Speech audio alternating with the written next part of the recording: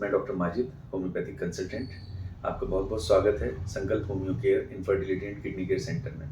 दोस्तों, आज हम एक बहुत ही इंपॉर्टेंट टॉपिक पर बात करने जा रहे हैं। अमूमन जो हमारे पास पेशेंट्स आते हैं किडनी से रिलेटेड, उनका एक ख़ास सवाल होता है, सभी डॉक्टर्स से होता है, हमसे भी होता है कि भाई डॉक्टर साहब हम कैसे समझें कि भाई किन-किन लोगों को सीकेडी होने के चांसेस होते हैं। तो दोस्तों, वैसे तो सीकेडी किसी को भी हो सकती है, लेकिन जो इसके बहुत ज़्यादा इंपॉर्टेंट फैक्टर्स हैं कुछ, उन पर आज हम गौर करेंगे। तो दोस्तों, सबसे पहला जो कारण होता है वो होती है डायबिटीज़। Diabetes mellitus. दोस्तों, जिस बंदे को डायबिटीज़ हो गई, उसको एक-एक करके पूरी बॉडी के सभी ऑर्गन्स की प्रॉब्लम होनी शुरू हो जाती है। इनमें सबसे पहले दोस्तों डायबिटीज़ जो अनकंट्रोल्ड या जो डायबिटिक पेशेंट्स हैं, मेडिसिन नहीं खाते सही टाइम पे या सही तरीके से उसका ट्रीटमेंट नहीं लेते, तो उनको बहुत ज़्यादा बहुत ज़्यादा चांसेस होते हैं कि उनकी किडनी में प्रॉब्लम आ जाए या किडनी फेल हो जाए। उसके बाद दूसरा कारण होता है दोस्तों हाइपरटेंशन। तो अनकंट्रोल्ड हाइपरटेंशन या जो मेडिसिन नहीं खाते हैं अगेन, तो उनको किडनी में प्रॉब्लम होने के चांसेस बने रहते हैं। इसके अलावा दोस्तों एक कंडीशन होती है ग्लोमेरुलोनेफ्राइटिस। तो दोस्तों, ग्लोमेरुलोनेफ्राइटिस एक कंडीशन है पर्टिकुलर, और ये आमतौर पे आम भाषा में जो लोग कहते हैं कि भाई छन्नी खराब हो गई, तो ये वही चीज़ होती है।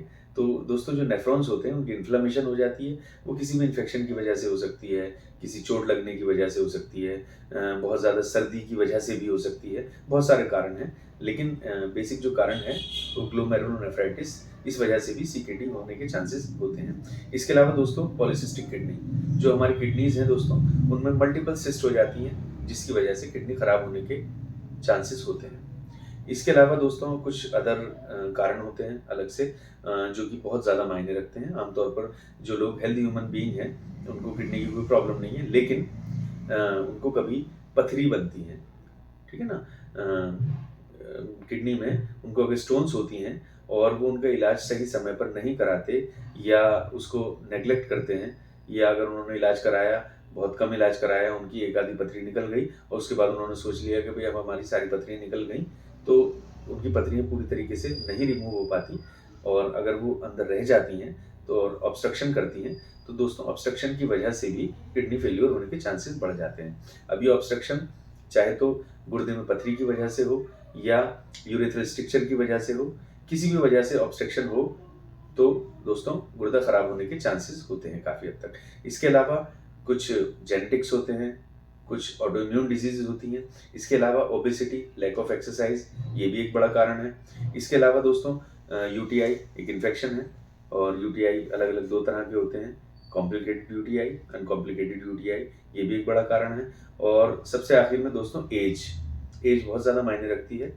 अमूमन ये माना जाता है कि अगर 60 से ईजीएफआर 60 से नीचे अगर है, तो दोस्तों उसको भी सीकेडी की कैटेगरी में अमूमन रख लिया जाता है। लेकिन हालाँकि वो किडनी फेल्योर नहीं होता, लेकिन ईजीएफआर अगर कम होती है, तो वो भी किडनी फेल का कारण एक माना जाता है। तो दोस्तों, यही सब कुछ था आज किडनी फेल्योर के कारण के ऊपर, ठीक है? तो अगर दोस्तों आपको हमारी वीडियो इन्फॉर्मेटिव लगी हो, तो प्लीज़ इसको शेयर करें, हमारे इंस्टाग्राम पेज को फॉलो करें, और दोस्तों आने वाले समय में हम यूट्यूब पर भी कुछ वीडियोज़ शेयर करेंगे। तो दोस्तों, लिंक डिस्क्रिप्शन में है, वहाँ से जाकर आप जो है हमारे यूट्यूब चैनल को भी सब्सक्राइब करें। Thank you.